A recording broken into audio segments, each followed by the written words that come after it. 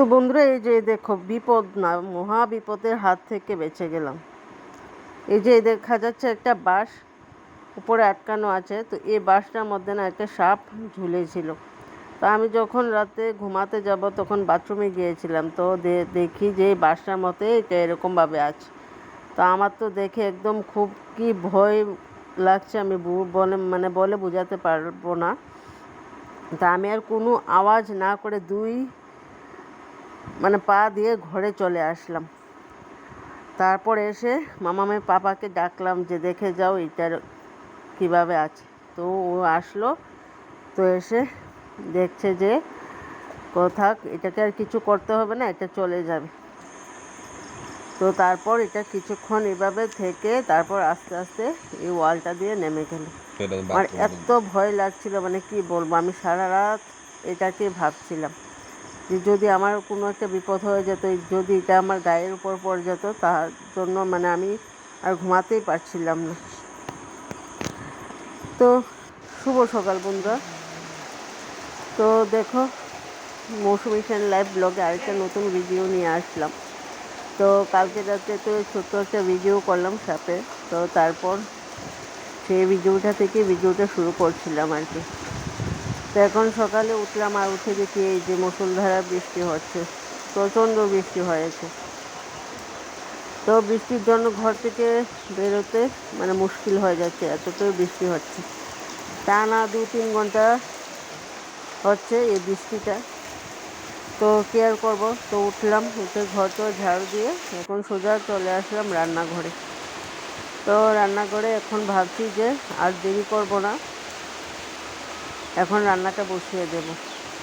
তো রান্নাঘরে আজকে সেরকম কোনো কাজ নেই, বাসন টাসন ধোয়া সেসব কিছুই নেই, শুধু ছিল ভাতের হাঁড়িটা, ভাতটা নামিয়ে যে যতটুকু ভাত ছিল, তো ভাবছিলাম যে কালকে রাতে ভাতটা ফ্রিজে রাখবো, কিন্তু খেয়াল ছিল না। তো এখন ভাতটাকে নামিয়ে এখন ভাতের হাঁড়িটা ধুয়ে এসে তারপর ভাতটা বসিয়ে দেব। তো জানি না আজকে এতক্ষণ হলো এখনও বৃষ্টি কমেনি, এখন বাজে 9টা। তো জানি না আজকে বৃষ্টি কখন কমবে আর কখন কী বা ভিডিও করব। তো দেখি যতটুকুই পারি করব।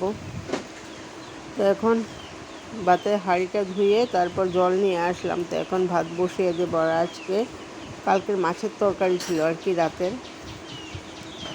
তো সেটাও ফ্রিজে রাখা হয়েছিল।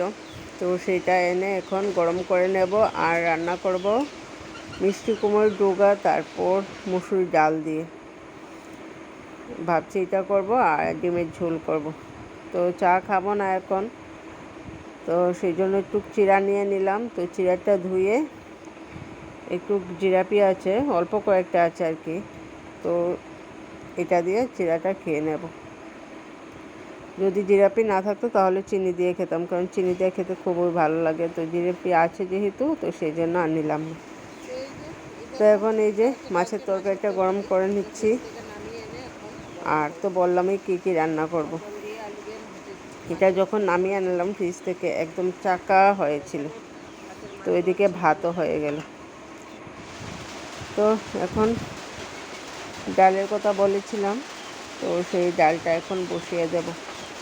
আর আমার মনে হয় যে মুসুরি ডাল তো একটু ঘন ঘন করে, যেহেতু মিষ্টি কুমড়োর ডোগা দিয়ে করব, তো সেই জন্য ভাবছি একটু ঘন ঘন করেই করব, কারণ তাহলে খেতে একটু ভালো লাগে আর কি। তো এখন ডালটাকে একটু কিছুক্ষণের জন্য ভিজিয়ে রাখবো। তো ভিজিয়ে রেখে যখন সিটি দেওয়া হয় না, প্রেশার কুকারে, তখন বেশি সিটি দেবো না, 2-1টা দেবো। আর এমনিতে আমার কুকারটা বেশি একটা ভালো না, আমার কুকারটাতে মিনিমাম 4-5টা সিটি লাগে যদি আমি ডালটা হুইসেল দিই আর কি। তো সেই জন্য আগে যেহেতু একটু ভিজিয়ে রাখলাম, তো সেই জন্য ভাবছি যে 2-1টা দিলেই হবে। এরকমভাবে দিলে তাহলে ডালটার যে একটা আঠা আঠা ভাব হয় সেটা আর হবে না। আর ডালটা যদি একটু আঠা আঠা বা ভাতের মারের মতো লাগে, সেটা খেতে কিন্তু ভালো লাগে না। তো সেই জন্য কম সিটি দিয়েই ডালটা রান্না করবো। তো এখন এই যে দেখো, আমার মুরগিগুলি চলে আসলো ঘরে, আরেকটা জানি না কোথায় চলে গেল। তো এখন এইগুলিকে একটু চাল দিয়ে দিচ্ছি, আর প্রচণ্ড যন্ত্রণা করে এগুলির জন্য আমার দরজা টরজা সব লাগিয়ে রাখতে হয়। তো এইদিকে এই যে ডালের সিটিও চলে আসলো। তো চলো আজকের ভিডিওটা আমি রান্নাঘর থেকেই শেষ করছি। তো ডাল সিটি হয়ে গেল, এদিকে ডালটা ঘুটেও নিলাম। তো এখন ডালটা ফোড়নে দিয়ে দেব। তো সবাই ভালো থেকো, সুস্থ থাকো, টাটা, বাই বাই।